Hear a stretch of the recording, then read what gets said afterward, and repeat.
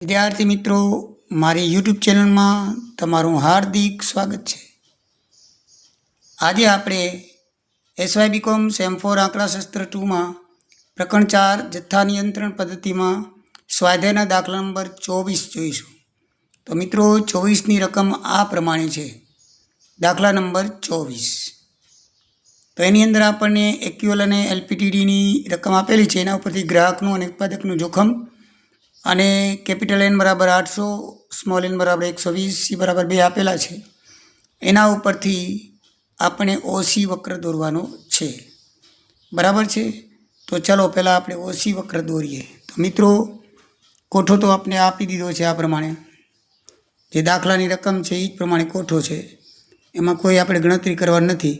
તો આ પ્રમાણે બિંદુઓ લઈ તમે આલેખ દોરી શકો. આ પ્રમાણે બિંદુઓ લેવાના. બરાબર, આ પ્રમાણે બિંદુ લઈને, એટલે કે મેં આલેખ દોર્યો છે. આલેખ પત્ર નથી, પણ વાય અક્ષ પર પીએ લીધેલું છે અને એક્સ અક્ષ પર પીએ ડેશ. બરાબર છે, ડિફેક્ટિવ વસ્તુ. અને આ બાજુ લીધી છે પ્રોબેબિલિટી, શક્યતાઓ. તો હવે આપણે આ બાજુ 2 સેન્ટીમીટર દીઠ મેં 2, 4, 6, 8 અને 10 એટલે 1 એ પ્રમાણે આવશે.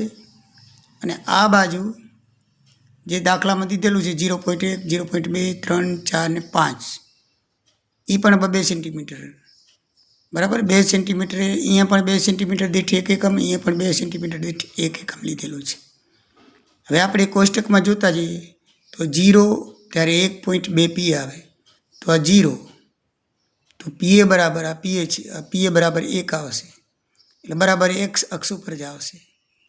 પછી 0.1 હોય તો 879, તો 0.1, તો 879 મિત્રો 8 અને 1ની વચ્ચે આવશે એટલે અહીંયા આવે.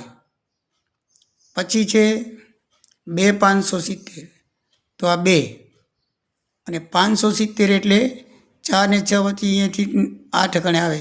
તમે ગ્રાફથી કરશો એટલે મેં એ 68 લીધેલું છે. એકચ્યુઅલી રીતે જ આવશે ગ્રાફથી પણ. પછી 3 છે ત્યારે 303, તો આ 303 2 થી 4ની નજીક આવશે. અહીંયા આવે ને 303, અહીંયા 200, 300 અહીંયા બેઠી.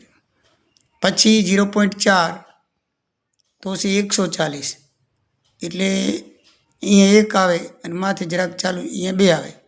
આ બધા 10 લીધેલા છે, એક વચ્ચે 10 લીટા. બરાબર, તો અહીંયા 1 પૂરું થાય તો એ માથે 40 એટલે એ પોઈન્ટ અહીંયા આવે. અને 5, 0, 62 એટલે 0થી થોડુંક ઉપર, આ 0 થોડુંક ઉપર. બરાબર, અહીંયા 100 આવી જાય, અહીંયા 200 આવે, અહીંયા 250 આવે, એ રીતે અહીંયા 300 આવે, 400 આવે. એ રીતે આમાં 0.4, 6, 8, 10 એટલે 10 એટલે 1 થઈ જાય. એ રીતે લીધેલું છે ને. આમાં દાખલામાં જે આપેલું છે એ પ્રમાણે લીધું. એટલે 5.062 એટલે અહીંયા છેલ્લું બિંદુ આવે. હવે એનો લીટી સાંધો પોઈન્ટવાર, તો એનો આ રીતે કર્વ બને, નીચે જાય. બરાબર ને, તમને ખબર છે ઓછી કર્વ બને. તો જેમ જેમ પીએ વધતું જાય એમ પીએ ડેશ ઘટતું જાય. તો આ રીતે આલેખના પાના ઉપર દેશો એટલે સરસ મજાનો તમારો કર્વ આ રીતે બનશે. તો કર્વ તમને આવડી ગયો મિત્રો? જોઈ લો, ઓસી વક્ર આ રીતે બનશે. હવે આપણે ગ્રાહકનું જોખમ અને ઉત્પાદકનું જોખમ. તો સૌથી પહેલાં આલ્ફા ઉત્પાદક જોખમ જોઈએ તો C બરાબર 2 આપેલ છે આપણે દાખલામાં. C બરાબર કેટલા આપેલ છે? 2. કેપિટલ N બરાબર 800, N બરાબર 120 અને એક્યુએલ બરાબર 0.5. બરાબર છે. તો આપણે NP શોધી લઈએ. એક્યુએલ ઇઝ ઇક્વલ ટુ P, એટલે N ગુણ્યા P. 120 N છે, N બરાબર કેટલા છે? 120. એને P એ ગુણીએ એટલે કેટલા આવશે? 0.6. બરાબર છે. 120 ગુણ્યા 0.005 તો કેટલા આવશે? NP. P કેટલો દીધો છે આપણને દાખલામાં? એક્યુએલ આપ્યું છે ને 0.05. બરાબર છે, આ 0.05. તો આપણે 0.05 વડે ગુણશું તો 0.6 આવશે. NP કહેવાશે. તો એ માથે 0.6, 1 વત્તા 0.6, 0.6 નો સ્ક્વેર 2. આ સૂત્રમાં કિંમત મૂકી છે NPની. તો પછી 0.6નો તમે કેલ્ક્યુલેટરમાં કરશો તો 0.5488 આવશે. એટલે 2.718ની 0.6 ઘાત લેશો, એને 1 વડે ભાગશો એટલે આટલા આવશે. પછી 1 વત્તા શું થશે 1.6, 1 વત્તા 0.6, 0.6નો સ્ક્વેર ભાગ્યા 2 એટલે 5488, 1 વત્તા 0.6, 0.18, તો 5488 ગુણ્યા 1.78, 0.977. આલ્ફા ઉત્પાદન જોખમ બરાબર 1 ઓછા પીએ થાય. 1માંથી 977 બાદ કરો તો તમારો જવાબ દાખલામાં છે એ જ આવે છે 0.023. એટલે આ રીતે ઉત્પાદકનું જોખમ થયું. મિત્રો હવે આપણે ગ્રાહકનું એ સૂત્રથી થશે. એમાં NP બરાબર 120 ગુણ્યા 0.6 LTPD આપેલું છે. LTPD બરાબર 0.6 એટલે 7.2 આવે. તો અહીંયા ઘાત તરીકે 7.2 લેવાના છે. 7.2ની તમે 2.718 એની જે કિંમત છે એની લેશો એટલે પછી 1 વડે ભાગશો એટલે 0.00075 આવશે.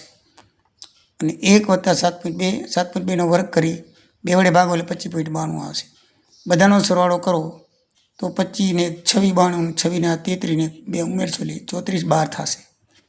તો 34 12 ગુણશો એટલે 0.256. એટલે 2 આંકડામાં લખો તો જવાબ પ્રમાણે 0.25 લખી શકાય. એટલે આ રીતે બીટા પ્રમાણે આવશે. મિત્રો તમે 2.26 લખો તો સાચું પડે, 0.225 લખો તો સાચું પડે, અને 0.256 લખો તો સાચું પડે. આમાં 68 આશરે જવાબ હોય છે, કારણ કે બહુ સૂક્ષ્મ કિંમતોને ધ્યાનમાં લેવાની હોય છે. કારણ કે 2.718 એમાં પોઈન્ટ પછી તમે 2 રકમ લેવો, પોઈન્ટ પછી તમે 3 રકમ લેવો, પોઈન્ટ પછી તમે 4 રકમ લેવો, તો જવાબમાં થોડો ફરક આવવાનો છે. એટલે આપણે આ તો એક્ઝેક્ટલી પાઠ્યપુસ્તક મુજબ જવાબ આવી જ ગયા છે. આપણી પાસે જવાબ છે, નહીંતર તો આપણે 0.256 લખી નાખત. બરાબર છે.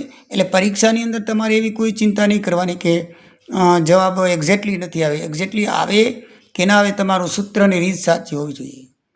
બરાબર. ક્યાંય ગણતરીમાં ભૂલ ન હોવી જોઈએ. જવાબ જોડે ખાસ નિસ્બત નથી, ગણતરીમાં ભૂલ ન થવી જોઈએ એટલું ધ્યાન રાખજો. બાકી બધું બરાબર છે. મિત્રો બરાબર આવી ગયું. તો આ તમારો છે ઓસી કરવો. પછી તમને આ બાજુમાં કોઠો રકમ છે આ દાખલાની, એ પ્રમાણે તમને કરી આપ્યું. રકમ મુજબ ઓસી દોર્યો. પછી આપણે ઉત્પાદકનું જોખમ શોધ્યું, અને એના પછી આપણે ગ્રાહકનું શોધ્યું. તો આ રીતે દાખલો પૂરો થાય છે. મિત્રો ક્યારે પણ તમને કાંઈ તકલીફ હોય તો કમેન્ટ કરતા રહેજો. આ ભાઈનો હજી દાખલો એક બાકી છે, એ પણ હજી હમણાં ગણીને મોકલાવું છું. એના પછીનો જ